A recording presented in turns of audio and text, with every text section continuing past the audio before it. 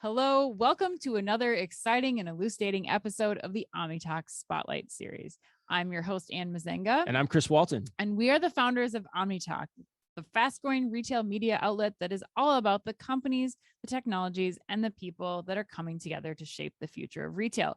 Or as we like to say it, the retail media organization that focuses on tomorrow, today. Yes, we do. Joining us today is another Omni Talk favorite, Chris. Yes, he is. He's one of our favorites. He's been on the show a bunch. Yes, here to share his company's latest findings on Instacart, which is the topic du jour right now. We have the VP of Marketing at 1010 Data, Mr. Frank Riva. Frank, welcome to the show. Welcome back to Omni Talk. How are you doing? Thank you. Thank you. It's very flattering. Chris, I should have you talk to my wife and daughters a little bit and maybe pump me up a little bit more to them. Hey, happy to do what I can, Frank. Happy to do what I can. All right, well, let's get to it, Frank. So, loyal Omni Talk fans will remember, earlier this year, I think it was back in like March or April, we interviewed your colleague, Frank, Jonah Elin, about 1010 Data's 2021 year in review around Instacart. Mm-hmm. And, as Ann alluded to, this year, you guys have complemented that end of the year look with some new data on Instacart through the first 6 months of this year of 2022. Talk to us, if you can, about what you did earlier this year with that report that we talked about with Jonah, and then how you're complementing it this year and how this data set came together. Yeah, no, happy to. So, we do a lot of different things with our e-commerce panel, and there's lots of different avenues and the way we deliver our services to our clients and whatnot, but there's always interesting nuggets. And clearly one of the leading things that people have been interested in for the last couple of years, particularly because of the impact of the pandemic, is Instacart. And their emergence, their growth, their performance.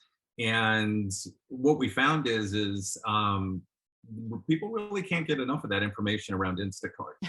So count me in. Yeah. Exactly. Yeah. So, we're obviously keeping a close eye on a lot of things related to that. So when Jonah joined you, he talked about the 2021 year performance. So what we wanted to do was say, okay, let's take a look at the first 6 months of 2022. Has much changed? What's going on? Clearly, with what's happening in retail in particular, I think the timeline has been expedited more than ever. Mm. So 6 months, where in the past, maybe that wasn't a long period of time for change. Six months now is almost like dog years, right? It's at the point where things are happening so much more rapidly. So we said, let's look at the first 6 months. And then what we did is we said, okay, let's look at a full 12-month over 12-month comparison. Oh, yeah. So we took the July of 20 through June of 21 period and compared that to that July 21 to June 22 period and said, let's take a full 12 months and let's take a look at what's going on. And then what we found is that there's a lot of different ways you can go once you start to open up the different doors to this. And, it really is kind of the Forrest Gump box of chocolate, right? You never know what's going to, what you're going to get and what the data is going to show you. So what we saw off the top is for that 12-month over 12-month period, we saw Instacart grew at approximately 4% based upon our panel. Okay. So still growing, not huge, but still a growth. And we said, okay, 4% for Instacart. And then we said, what does this look like? What does this look like relative to other retailers in the space from an e-commerce perspective? Mm-hmm. And one of our analysts brought up a really good point of entry to look at something and was saying, let's look at several of the retailers that represent pretty large share of Instacart's business. And particularly those that over the last 6 to 12 months have become more aggressive in trying to bring more of that fulfillment in-house. Right. So those are things clearly that could have an impact upon Instacart. And who are some of those retailers, Frank? Like yeah. what retailers constitute that idea? So where we ended up focusing were three. It was Costco, Sam's Club, and H-E-B. Okay. And again, that relates back to some of the measures they were taking to become more aggressive, to offer more of the fulfillment themselves. Now, this is predominantly delivery, does include some click and collect as well, but most of that volume is based upon delivery. Okay. So those are the three that we looked at. So the first step was, okay, if Instacart saw a 4% increase over those year over year, those July to June timeframes, what did we see for those three retailers? So we saw HEB had a 9% increase over that same time frame as Instacart, where they had 4%. We saw a 6% for Sam's Club. But the one that really jumped off the page was Costco. Costco saw in excess of 80% growth. Wow. For their own e-commerce business. And that was the one that really jumped out to us. And, as we kind of dug into the numbers more, we saw that domino effect of the impact of those efforts, particularly with Costco. Wow, Frank. So, okay. So let me just rewind everything you just said there. So 4% growth overall for Instacart is what you're saying. That, I mean, on the surface, that doesn't seem particularly high given the rate of inflation to me. You're saying that then you decided to say, okay, let's focus in on the retailers, specifically HEB, Sam's Club, and Costco, that have made more of an effort to go direct. And they're seeing growth rates, particularly Costco, far exceed those levels as well. So that's interesting to me too. I'm curious, are you seeing anything in the interplay of the dynamics of the share of the business of Instacart at those retailers too, that would inform anything differently or provide further color to this conversation? We did.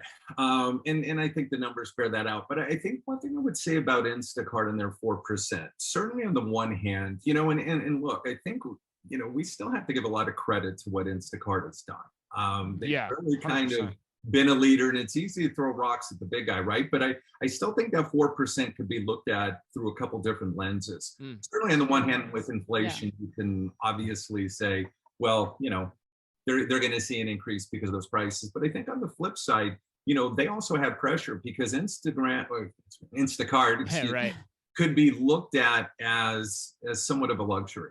And then I think when we look at more difficult inflationary times, luxury items or luxury services, which some people I think will look at Instagram, could be impacted by this. So I think we have to kind of balance that view of prices going up with the fact that there's a lot of pressures on people, considering whether they should still use this, given what their economic situation may be. So I think that 4%,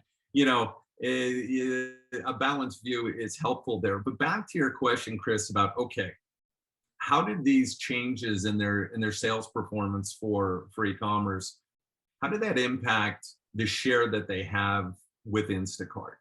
Right. So with HEB and Sam's Club, their share of Instacart's business was pretty nominal. Really no change. It was flat.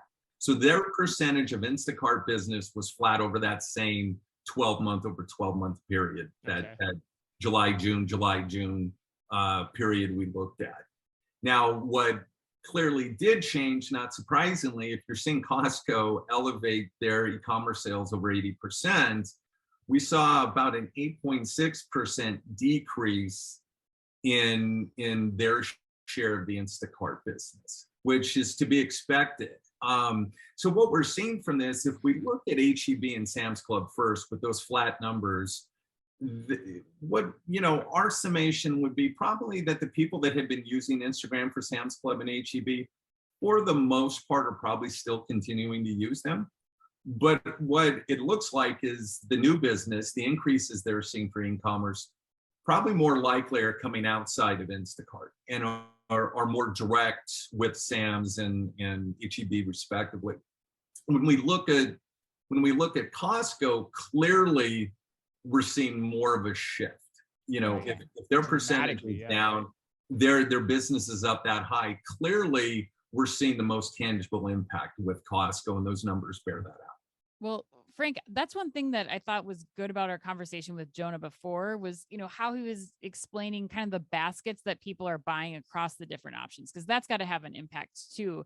Same across Instacart as opposed to Costco Direct or HEB Direct or different. Like what are you seeing there that's impacting these numbers also? Great question. So that, I would say that's probably the area where we saw the most interesting numbers. So Okay. if we start with Instacart, based on our panel, their average basket value was $33.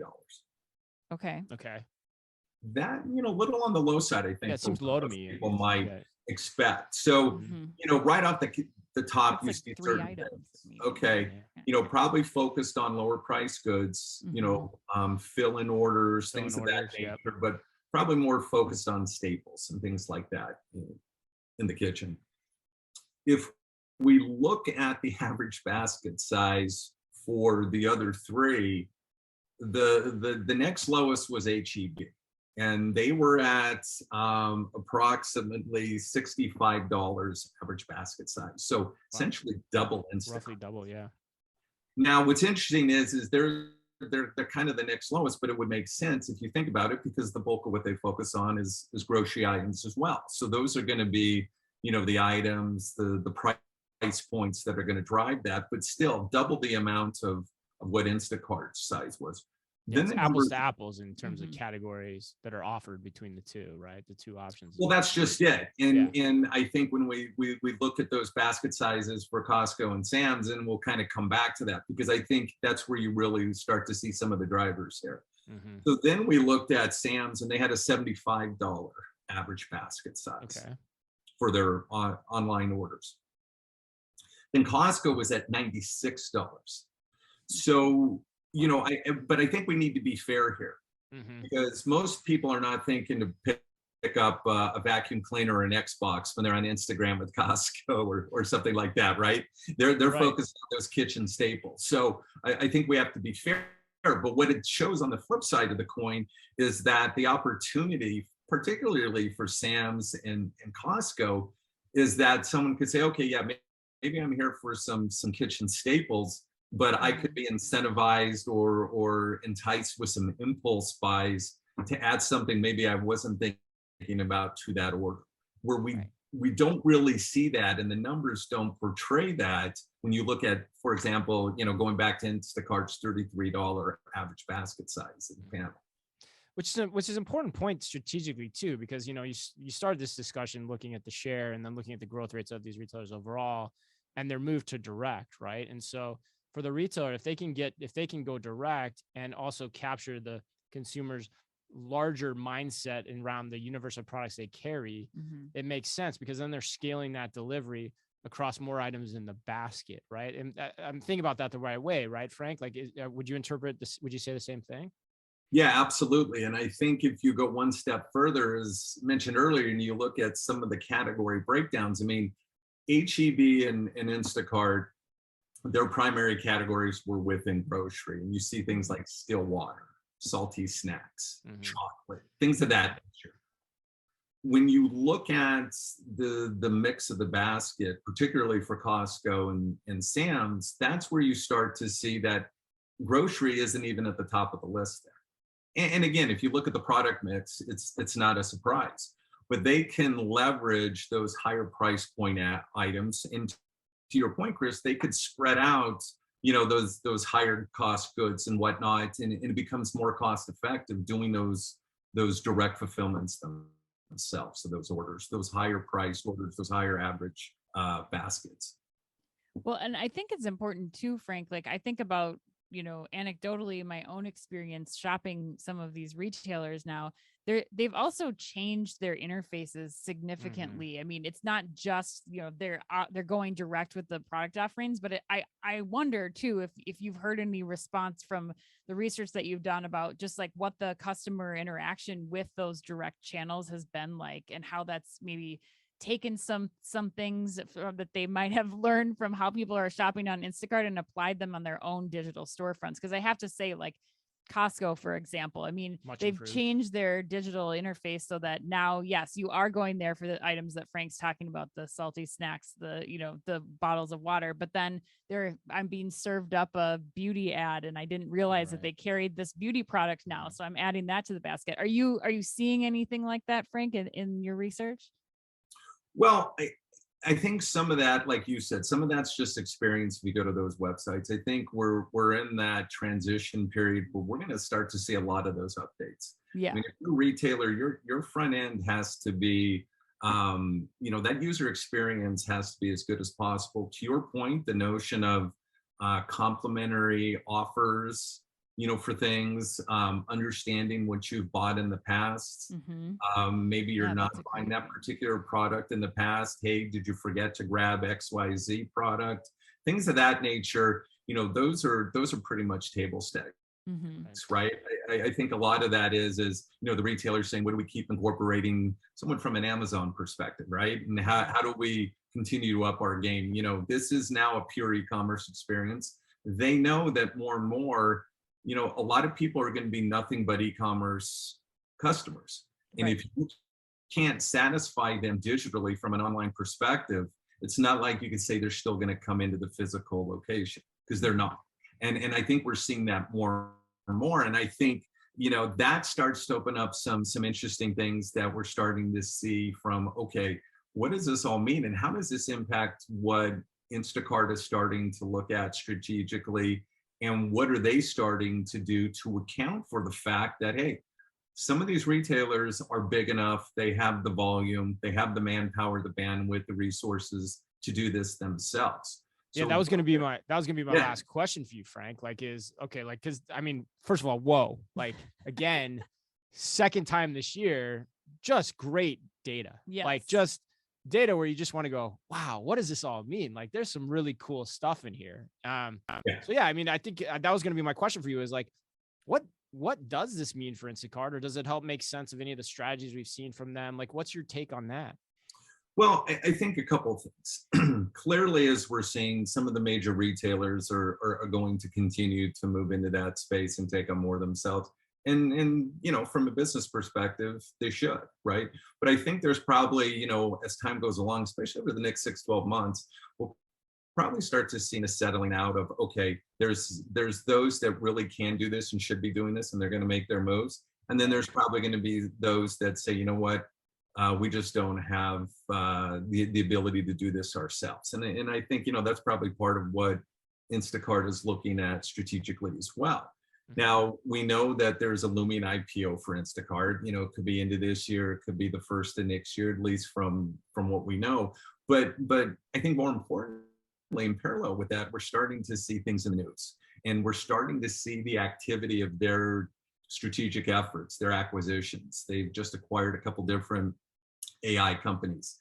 One of those companies that could focus more on things around price points and promotion and things of that nature. And then they just announced this week the acquisition of an e-commerce company that really is going to help them do a better job with the independents and smaller chains. So we're starting to see, the entrance into the long tail. And obviously acknowledging that long tail of retailers is going to be critical to them, right? Because the bulk of those long tail retailers are not going to be in a position to do it. And if Instacart could bring something to them that really fits the bill and it fits within the cost parameters they need, why do it, right? The level of sophistication that Instacart could put into an e-commerce front end and the ancillary offerings that could go with that is going to make sense. But we're also seeing that they're looking at things like the marketplace, right? There was just an announcement how they're doing something with different celebrities, and Lizzo was the one that was talked Right, about. Lizzo. And yeah, and how they're going after Gen Z. And I think that's important to say, how do we open this up? Is it boomers and Gen X that are mainly, buying from these stores? And, what is the opportunity? And they're looking at things like, how do they incorporate, the Instacart shopping capability within certain social media apps, things of that nature. So clearly they're doing the things they need to be doing, because I think the numbers are showing you just can't rely on kind of what got you here. They did a heck of a job to get to where they are, but to continue to bring that value, to be able to, I think, morph and continue to really have that defined place in the market, they have to get creative. And what's interesting is I think historically we've talked about some of these things with the numbers, and we said, well, let's wait and see what happens. Well, we're at that what happens period now, right? We're seeing it in real time.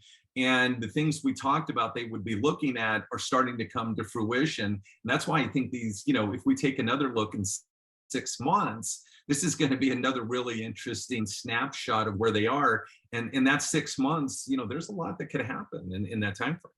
Yeah. Well, Frank, let's definitely do that. I want to look back and I want to come have you back in 6 months so we can look 100%. back at this.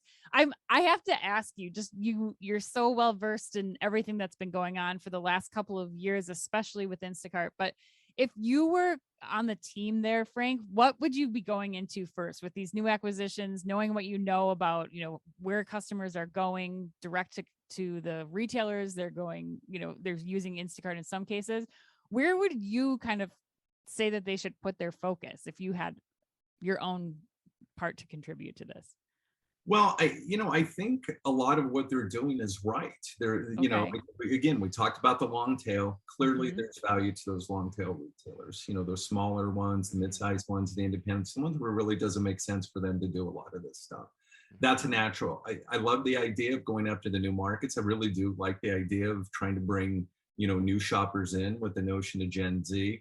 I think incorporation into social media applications is a fantastic idea. I mean, look, we already do that today for certain things. We just don't think about it from a grocery perspective, right? Right. You could be on, Instagram or Facebook or something like that. And, there's some startup D2C brand that, suddenly you'll buy their $100 sweatshirt because it looks cool and it's different. Most people don't even think twice about that.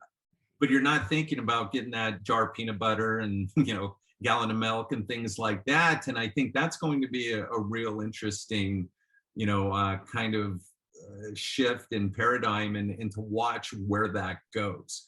Because I think the more you can make that easy and seamless is going to be big. So I like some of these things that we're seeing. I'm certainly not going to try to speak for Instacart themselves. Right. Yeah, right. But you're going to lean in on Lizzo. You like the marketplace. You like to be able to buy everything that Lizzo buys. There's other things like you're starting to see celebrity shopping lists, right? So, Rachel Ray says, this is what I buy. And if someone likes Rachel Ray or whoever it may be, and giving people ideas for things. And again, rather than I have to go through and check every item, if someone already says, hey, that's pretty much the list I want, click one box and boom, it's in my cart and ready to go. I think the notion of convenience and expediting that experience is key. So, from where I'm sitting, I think they're checking a lot of the right boxes in regards to what they're looking at. And it'll be interesting to see what comes. And, if there's more flurry as we get closer to, assuming that IPO stays in place later in the year, beginning of the year of next year, and see what happens. Right. Yeah. So net the diversification strategy makes sense fundamentally. And, the other part I think it brings up too is like, clearly we're in Act 2 now for Instacart. We saw Act 1 and now we're in Act 2. And the question now becomes, what happens next, which is why I thought your point in the beginning was great, Frank. Like 6 months is dog years in retail now at this point. It's like what used to be 10 years in retail is now 6 months. So we're going to have you back in 6, because I think this story could continue to unfold with new data in new ways and new enlightening ways 6 months from now. So Frank, I just got to tell you, that was great. It's why we love having you on. You're welcome anytime. If I got to ask you too, if people want to take a look at this report, because we're going to debut this podcast a little bit early, but if people want to take a look at this report and get all the data and insights in it, we just scratched the surface of it here today. What's the best way for them to do that, or how can they do that? Yeah, so general availability for the report will be on September 28th. September 28th. Okay. And that's a complimentary download from the 1010 Data website. We may have an opportunity for your subscribers maybe to have a little early access. And all right. We love a red carpet, velvet rope all right. situation, Early access. Frank. All right. We like that. So we will keep you updated, and if we can make that work, we would be happy to allow your subscribers to get to that early. So stay tuned for that. Fantastic. Excellent. Thank you so much. That wraps us up. Thank you to Frank Riva of 1010 Data for sitting down with us today. And as always, to everyone listening, be careful out there.